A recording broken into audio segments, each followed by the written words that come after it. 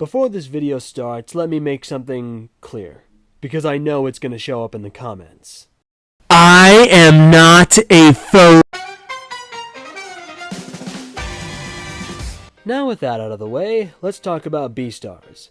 Beastars is a 3D anime that asks, what if BoJack Horseman took the animal-human bit seriously, or what if Zootopia wasn't a kid's show, and tells the story of what would actually happen if wild animals tried to form a civilized society. What ends up happening is absolute chaos, because every animal is now a citizen. Hunting and eating their meat is now the same as cannibalism, so devouring, which is the word they use, is considered murder. Everyone is forced to become herbivores, even predators. These predators, now without any meat in their diets, start to grow sick and malnutritioned because they're carnivores that need meat to survive, and they slowly begin to lose their minds. They get depressed, have psychotic breaks, shed fur, and even hurt themselves just to cope. The only source of relief for these carnivores is the black market, which is an illegal market that harvests meat from the dead collected from hospitals and morgues, run by a mafia of lions called the Shishigumi. Every carnivore has a guilty pleasure of going to the black market in secret to indulge their desires for meat. The protagonist, a grey wolf named Legoshi, gets introduced to the black market by his friends sneaking out of school one day. He watches as his friends thirst over meat like complete lunatics, and it leaves him disgusted. He scolds them for being heartless monsters and runs away distraught. After that, he takes it upon himself to fix these issues, and he decides that the best place to start is to first change himself. Become the change he wants to see in the world. So he starts training himself to resist his urges for meat and grow stronger without it. He believes that the solution for peace is for every animal to conquer their biological instincts. If no one ever succumbs to their urges ever again, then society might finally find peace.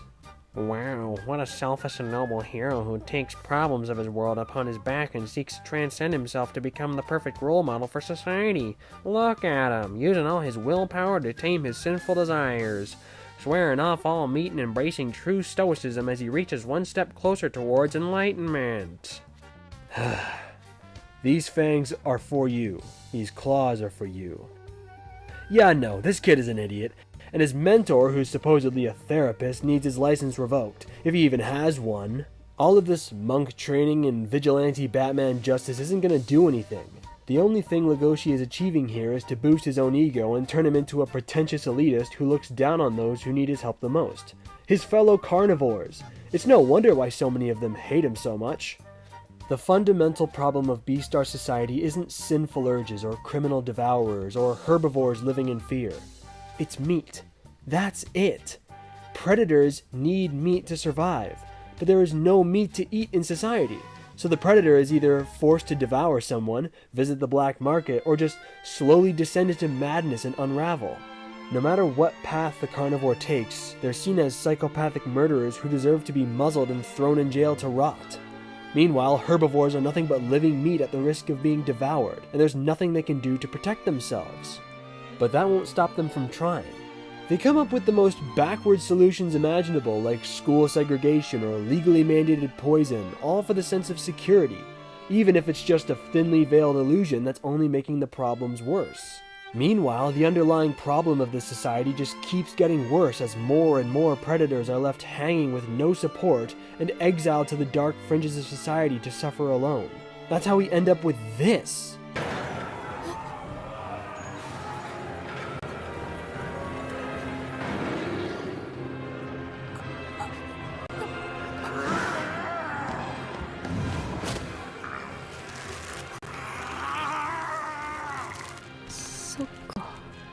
And if you think this is already bad enough, then buckle up, because this is just the beginning.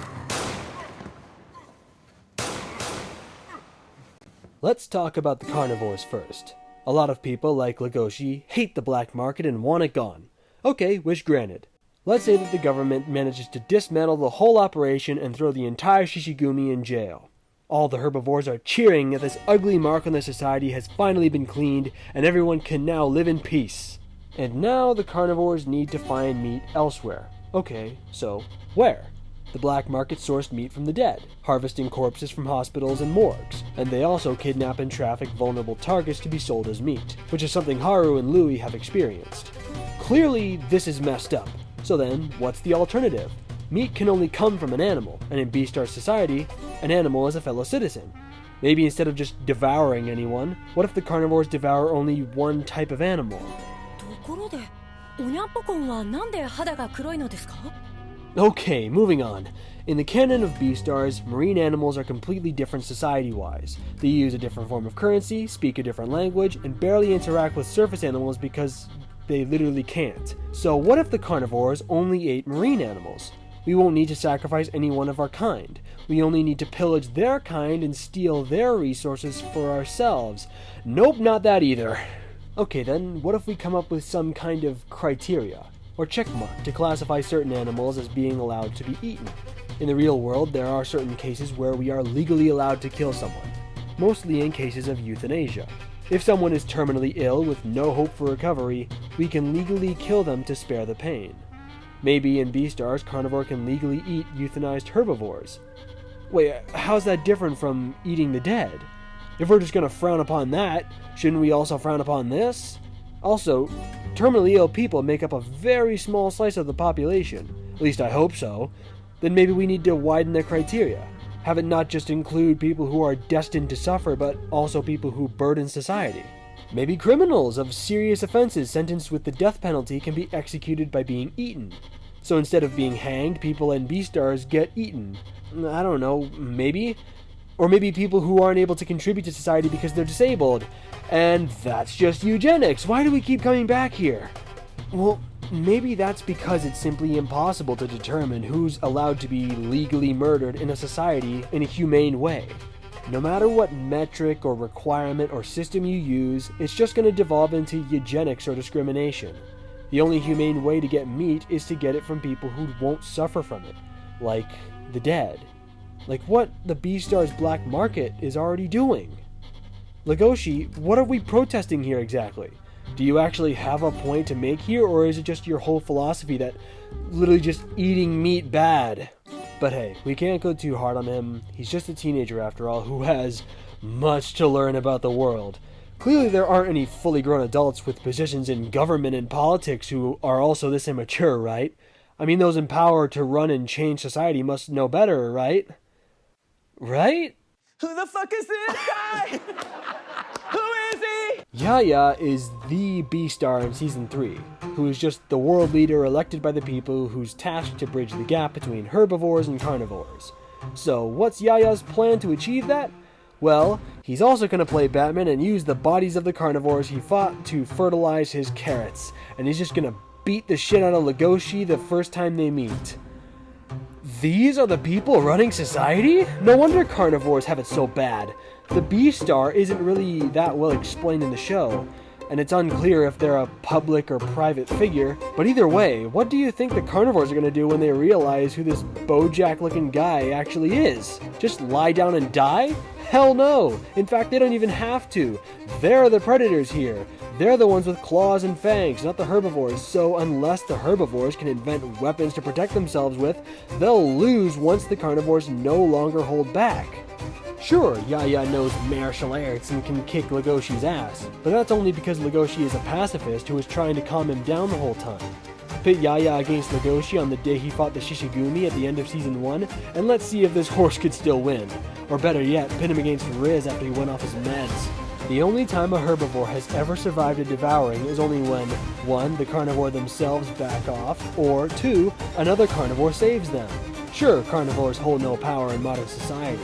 Herbivores are the one in charge, and they strip the carnivores of their food, their rights, their sanity, their freedom, but this is just an illusion. When it really comes down to it, when we take away the social constructs and systemic oppression, the only thing that remains are those who hunt and those who are hunted. These fangs are for you, these claws are for you, is a powerful line, but it's a lie. It is their restraint which is for you. What little peace there still is in society is only there because the predators are holding back. But everyone has a limit. When backed into a corner, even the friendliest dog will bite. So, is that really where we want to push our carnivores to? To dark corners of our streets to eat meat in secret? Is this really how we want to treat the people upholding the peace? If so, then I hope Yaya's prepared to deal with them once they, as Zootopia puts it, go savage. Otherwise, Beastars is going to collapse into total anarchy. Well, what is this important thing you want me to know? Nick, I'm pregnant. Now, let's talk about the herbivores. Let me ask you something. If you're lost in a dark forest with nothing but a gun to your name, what would you do if you came across someone or something else? Hold that thought. What if you've already heard gunshots or the screams of someone being killed? Clearly the best move to guarantee your safety is to shoot them first or run. Except, won't that be exactly what they're thinking about you, whatever they are? If that's the case, then you really have no choice but to shoot, do you? It's never worth it to risk it. Beastars is trapped in a dark forest. Everyone's blind to each other's true intentions. All they can see are the headlines of devouring incidents in the news. All they can hear are the gossips of who was caught visiting the black market. All they can feel is the herbivorous instinct inside them that tells them to run. And that fear they hold over their very lives, the suspicion they hold over people they meet every day, is driving them crazy. Remember how the show started? A student of a school was devoured in cold blood, and no one knows who the murderer is. All the herbivores whisper amongst themselves, wondering who it might be and who might be next. They're afraid to walk alone at night, and true to their nature, they stick together in tight groups. Even the strongest friendships between carnivore and herbivore start to crack as the trust slips away. No carnivore is above suspicion, and no herbivore is above suspecting. No carnivore will accept being suspected of murder lying down, and no herbivore is happy knowing that there might be a murderer amongst them. And what does the school do to support its students? Class just goes on as normal. Don't forget to put flowers by the grave during recess. It's the drama club of all people who actually does something about it. They take it upon themselves to perform their play the best they could to show the audience that peace between herbivore and carnivores still exists, and that they can survive this together. But of course, even that's short-lived, because Bill was caught with a vial of rabbit's blood, and the carnivores sneak off to the black market, and the president of the club disappears to run the mafia, and it's eventually revealed that the murderer was a member of the club to begin with. No matter what anyone does, there's no way out of the dark forest. Nothing can rise above fear and suspicion. What do you think that does to a person? To fear for their lives and safety every single day. Some of you watching might be this person and can answer from personal experience. And what do you think this is going to lead everyone to do? Come together and overcome everything with the power of friendship? Hell no. Everyone's drifting apart, breaking off into their own groups and gossiping about the other. That's the most perfect recipe for an echo chamber if I've ever seen one. And I'm sure we all know what happens when someone gets stuck in one of those. Trust and grace and understanding is breaking down. Without it, everyone becomes more reserved and keeps to themselves. And without the warmth of one's community at large, people become lonely. And loneliness, if it goes on for long enough, can easily compound into something worse. For Haru, she feels lonely and powerless because she's just a small white rabbit. She can easily be kidnapped, which actually happens, and eaten, which almost happens, and even if she doesn't, everyone around her treats her as such, so they infantilize her, always talking down to her rather than at her level. It's only through sex that she's able to connect with others on even ground, but of course, this only leads people to see her as a whore, and that isolates her even further. For Loui, he feels lonely and powerless because he's a herbivore, and herbivores lack the claws and fangs needed to protect themselves. He hates himself so deeply for being a weak-ass herbivore and pushes himself to break out of that with any means possible, even if it means dropping out of school unannounced and to run a mafia of lions and forcing himself to eat meat to keep up appearances. For Legoshi, he's taken it upon himself to hold the weight of the world on his shoulders and feels burdened to fix it, so he can live in a better world where he can be with Haru without fear, in a world where he and everyone else can finally be who they are. And that's just the main cast the story follows. Who knows what problems everyone else is wrestling with? All we know is that everyone's suffering in silence, and no one's talking to each other, because it's never worth the risk. And with all this suffering and turmoil churning inside, it just becomes a ticking time bomb waiting to explode. It's only a matter of time before it all becomes too much and the dam finally bursts. Trapped in a dark forest with nothing but a gun to your name, it's only a matter of time before someone gets eaten.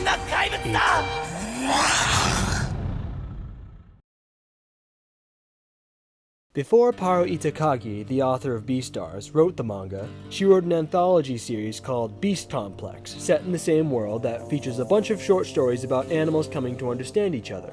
The lion and the bat, the gazelle and the crocodile, the camel and the wolf, and so on.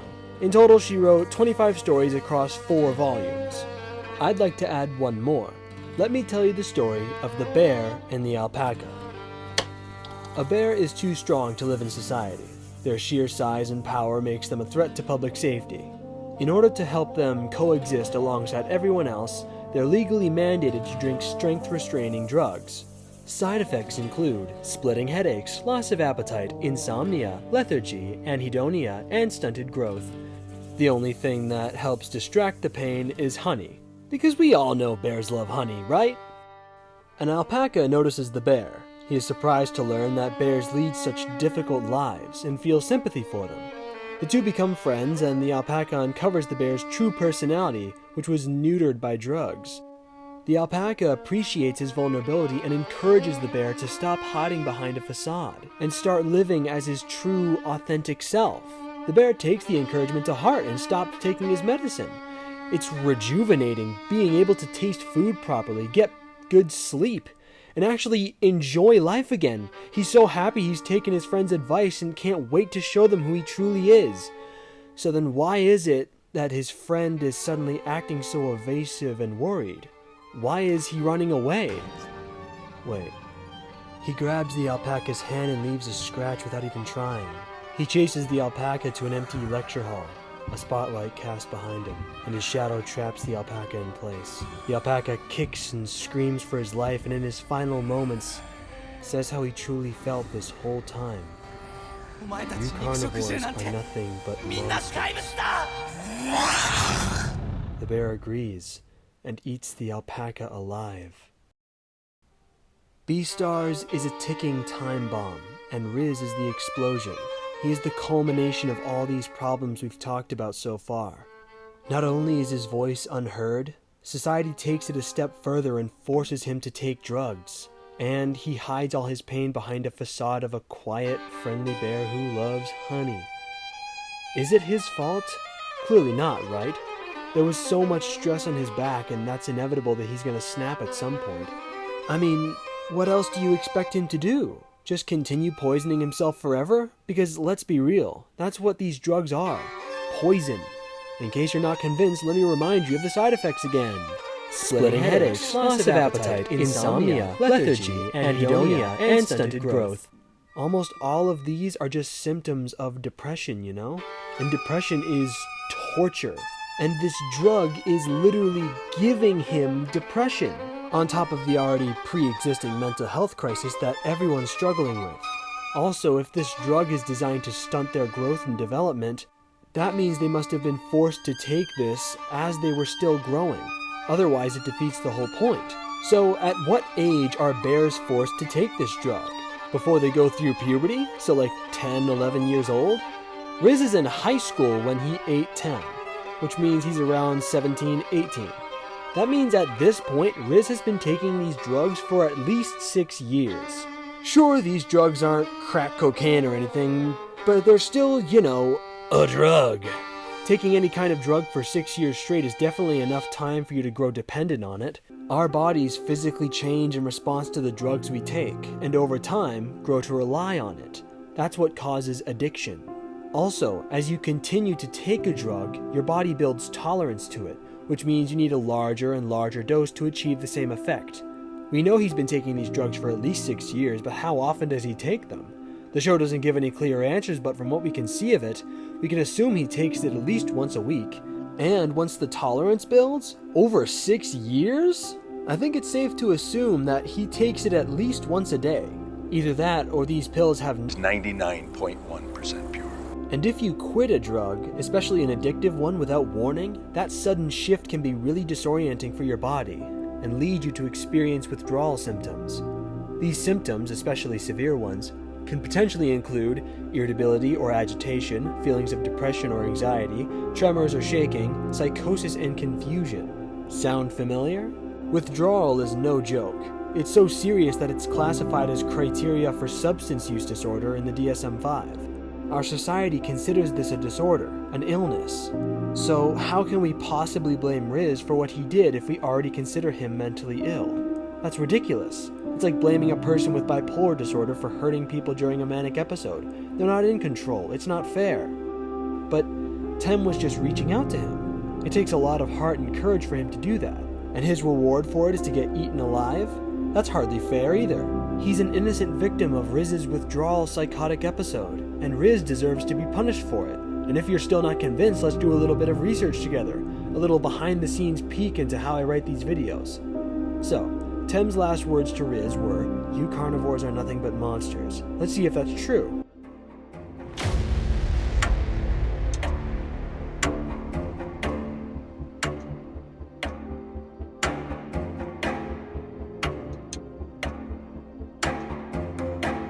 Riz didn't even need the meat. Unlike wolves or tigers or lions, Riz could have just lived on his diet of tomato soup and honey with no problem. He's not starving here, he's just poisoned. This isn't a stealing bread to feed your family situation. This is just a case of murder, plain and simple. He might have been going through withdrawal symptoms or a psychotic break, but there was no external pressure that made this murder a necessity. He didn't need to do this, and yet he did. Also, if that's not bad enough, my man goes through some insane mental gymnastics to delude himself into thinking that this murder was a wholesome moment of friendship and cherishes the memory in his mind. That's one way to cope with a murder, I guess. And he does so many more evil things to keep himself in denial. He fights Legoshi in the bathroom, kidnaps Pina, and then duels Legoshi to death under the bridge. He's no longer under the influence of drugs since he decided to stop taking those. And he's clearly a lot more collected here than he was during the incident. So, is it his fault? It might not have been at first, considering the drugs and the withdrawal. But after that, he has no more excuses for how he treated Legoshi and Pina. My take is that Tem's murder wasn't his fault, but the duel with Legoshi and the kidnapping of Pina was. And that alone is valid reason to arrest and muzzle him. So, to put it all together, Beastars is a society of carnivores and herbivores. Carnivores have no meat to eat, because the meat in question are their fellow citizens, and yet they need it to survive. So they're forced to either visit the black market, which is an illegal market that harvests and sells the meat of the dead for consumption, or they lose it and devour someone around them. These devouring instincts can happen to anyone, and so the herbivores live in fear of being eaten every single day, and they can do nothing to protect themselves. This puts everyone in a dark forest state, where trust and connection breaks down while fear and suspicion reigns free. It drives everyone apart from one another and into their little bubbles and echo chambers, which leaves them painfully lonely and isolated. This loneliness, left unchecked, slowly spirals into mental illness and in the worst cases, full-on psychotic episodes that only result in even more devouring incidents. And the world leaders and governments in charge of handling all this are stupid bigots who don't know any better and are effectively useless. This is the problem with Beastars society, and this is what Legoshi needs to address if he wants to change anything. So, let's get to work. Watch me as I fix Beastar society! So, meat. We've established that eating the dead is probably the most humane solution we got so far, so we have no choice but to follow through. But how do we harvest the meat from the dead in any official capacity? Do we have to get people to sign forms to be a meat donor like becoming an organ donor? Do we make being eaten part of the culture surrounding death and funerals? Do you get the option to be buried, cremated, or eaten? Also, are there even enough dead people to feed the carnivores? What's the population of Beastars like? Assuming it's a healthy society, that would mean that there are more people born than people who die, which just means that there's more and more carnivore mouths to feed. Even our best solution isn't enough to feed everyone. Okay, so we can't solve the issue of meat due to a lack of resources, but what do we have enough resources for is mental health support. So in the show, there's this Giga Chad panda, Gohan, who captures psychotic carnivores like Riz and gives them therapy in his office. He's the one who ends up helping Legoshi figure out his feelings for Haru, trains him to tame his urges, and helps him fight the Shishigumi at the end of Season 1. Yes, he's a shitty therapist, but if we're able to give him proper training, then he could be our best solution yet. We need more properly trained gohins, which means we need to have a better psychology education in schools. Educate the youth more about psychology of their fellow animals and the ways to support them. That's a lot to ask considering how shitty their education already is. There are countless scenes in the show where animals are shocked to learn even the most basic facts about other animals, like when the carnivores had to explain that most of their strength comes from their jaw instead of their arms and legs, or what Tem learned about Riz's legally mandated drugs. It's framed as this amusing fun fact moment, but all I'm thinking of is, how do you not know this already? Did their high school really not teach them this? If so, then what the hell are they learning all day? Trying to get a school like this to have a state-of-the-art psychological education might be a little too much to ask. We might have to start with baby steps first, like teaching their students about each other. You gotta walk before you can run, right?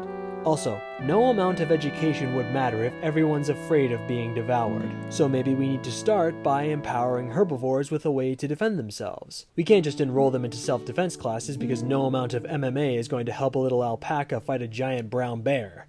And we're not going to put all the other big carnivores on drugs too. So maybe we give the herbivores weapons like guns? Or some other self-defense weapons like pepper spray or something. But that's just a band-aid solution. And also, can't the carnivores get these weapons themselves too? And saying that only herbivores are allowed to buy self-defense weapons is just stupid. Then maybe what we need is more security for herbivores. Put more cops on patrol, hire more security guards, and be on higher alert for the carnivores. But who's going to be these cops and guards? The only animal that can defend against a predator is a predator themselves, with a few exceptions like elephants or kangaroos or a gohin. So we can only defend herbivores from carnivores by using carnivores. Meanwhile, the carnivores only have more eyes on them, with all this increased security oppressing them even further. So this doesn't work either. So then maybe we can, damn it. I can't come up with anything. No matter what idea I come up with, all the other issues just discredit it entirely. Also, I haven't even finished listing all the problems with Beastar Society. I haven't even talked about the insane amount of accommodations we'd need to create for every single animal of every size and habitat. And what about marine animals? Or insects? And what about the prison system? Throwing carnivores in jail and muzzling them isn't solving anything, so what am I supposed to do? Legoshi can't do anything, Loui can't do anything, I can't do anything. I thought if I did my video essay thing and analyzed the issue from front to back, I could find the missing piece, but there is no missing piece because every piece is missing. Even calling Beastars a ticking time bomb is too generous. The bomb's already exploding, and if no one does anything, everything is just destined to become Riz or Tem, but there's nothing we can do. Maybe Beastars can't be fixed. So that's it then. I gave it my best shot, did the whole video essay, media analysis shtick, but nothing came of it. This society is just too far gone. It's a lost cause. Alright then, I guess see y'all next time. Sub and like if you enjoyed the video, even if it ended on a downer. Why did you make such a depressing story, Paru? At least in other Broken Society stories like yours, like The Boys or Mr. Robot or Attack on Titan, there's still hope for the characters. Huey and Butcher can still fight back against the Seven if they play their cards right. Aaron and the Scouts can still defend themselves and fight for their freedom even when pit against the entire outside world. Elliot still managed to stop White Rose despite their Illuminati levels of power. But what can anyone in Beastars do? You put your characters through these insane journeys like Loui running from the Shishigumi or Legoshi dueling Riz, only to have them not make a difference at all? The Shishigumi still exists and Riz just gets thrown in jail. How are you gonna pull a happy ending out of this one? でも君にこれだけは言わなくちゃって本当は気づいてるんだ僕がテムを食べた時に友情なんかなかったってあれは僕の一方的な食殺だったってその話もっと聞かせてテムに言われたんだよあの夜お前ら肉食獣なんてみんな怪物だって肉食獣が爪や牙を持つのは捕食するために他ならないのさいやリズ俺たちの爪や牙は大切なものを守るためにあるんだテム君だって僕と話している時は死と隣り合わせであんな笑顔を見せてくれた。せめて生きている時に伝えれば何か変わっただろうか。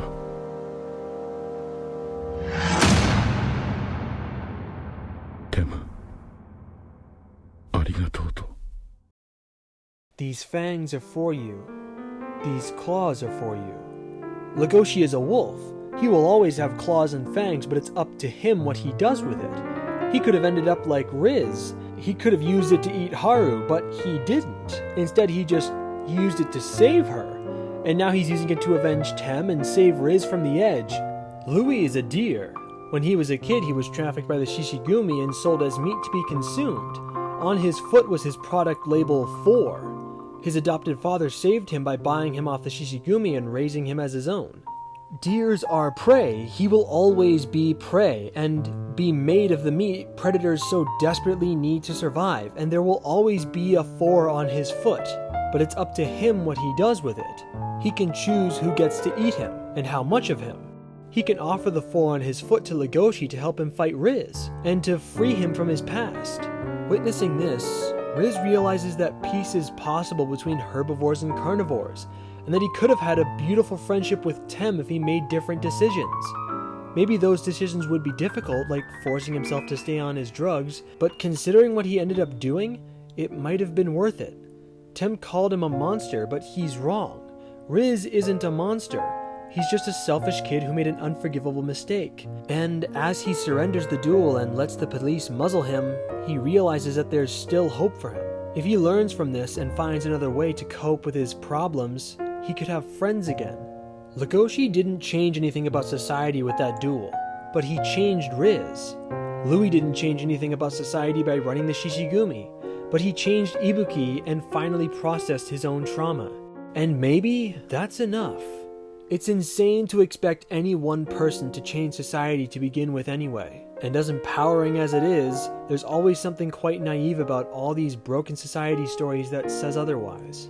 The protagonists in these stories can only change society because they're the protagonist, or because they're the chosen one. Think about it. Do you think Eren could have fought for his freedom if he didn't inherit the founding titan? Could Huey defeat the Seven if he never met Butcher? And could Butcher and the gang defeat the Seven if they never found Kimiko, or hired Annie, or took Temp V, or got help from Mallory? Could Elliot defeat White Rose if White Rose didn't need him to survive for her plans? To make the notion of one single person changing society possible, all these stories always have to give them some kind of special power to make it even remotely realistic. But we don't get that luxury in the real world. We aren't the protagonists, so what can we do without the powers of one? Well, we can help each other and ourselves. And if enough people help each other, maybe that together can result in larger chances in the future. If enough herbivores follow Tem's example and reach out to the carnivores with empathy and grace, and if enough carnivores follow Legoshi's example and learn to restrain themselves to a healthy degree, maybe this high school wouldn't be such a shit show anymore. Bears are still forced to take drugs, carnivores still lack meat to eat, and herbivores still fear for their lives. There's nothing we can do about that. But it's up to us what we do with it. We could surrender and let society put us in our boxes and play the role of evil cannibalistic monster or helpless damsel in distress, or we can choose to resist it and find another way forward. These fangs, these claws, it's not up to us if we have them, but it's up to us what we use it for. I've been riding Legoshi pretty hard this entire video, but man, it seems like he was on the right path all along. And that's to say that, well, if you're harmless, you're not virtuous. You're just harmless. You're like a rabbit. A rabbit isn't virtuous. It just can't do anything except get eaten. It's not virtuous. If you're a monster and you don't act monstrously, then you're virtuous. That's the message I take away from Paro's work, both in Beastars and Beast Complex. Even in the most broken society, there's still hope if we all do our best and help and understand one another. And no matter what label society sticks us with, it's still ultimately up to us what we do with it. In the wild, every animal is stuck with a role the moment they are born. Lions are meant to be predators, and zebras are meant to be prey. There's no changing that. But a zebra can still escape a lion if it runs fast enough, and a lion can still go home empty-handed if it loses sight of the zebra. Zebras can help each other survive by staying together in groups, and lions can help each other hunt more food by working together. And collectively, by sheer virtue of every animal acting on their own accord and playing their role, they automatically maintain their own ecosystem. Animals can't live in society because they don't need one. They just need to do their thing and help each other. So what happens when you force them to live in a society anyway? That's the true genius behind the animal society metaphor. It's literally impossible to create a functioning society for every kind of animal. But that's precisely the point. By trying to build a society that's doomed from the start, Haru ends up creating a society that's not only more broken than her counterparts in the same genre, but also a society that feels broken in a more realistic manner that anyone can resonate with. Many video essays on Beastars Online have tried to compare the issues of Beastar society with real-world issues, only to realize that it's impossible. And of course it is, because that's not the point. By creating a society so different from ours, yet so equally broken, Haru managed to achieve the near impossible task of making social commentary without getting political. And without the politics distracting everyone, Haru can get to the real meat of the story. In a world of so many forms of oppression and prejudice, whether through race or gender or class or disability, the one thing we all have in common is our suffering. We all know what it's like to live in a society that isn't fit for us, that doesn't welcome us, one that stacks the odds against us. And we all wish we could fix society, don't we? But we can't, because we're just one single person amongst 8 billion, and life isn't an anime. From the moment we are born, society places us in our box, and demand we play our role without question. I was born autistic. Disabled is the box I'm trapped in, and society demanded that I play the role of a helpless cripple that contributes nothing through the filter of cliché stereotypes built on the mountain of misinformation. There's nothing I can do about that, because I can't change society. But it's ultimately up to me what I do with my autism, and I choose to use the intelligence and hyperfixation it gave me to make this video. And maybe that's enough.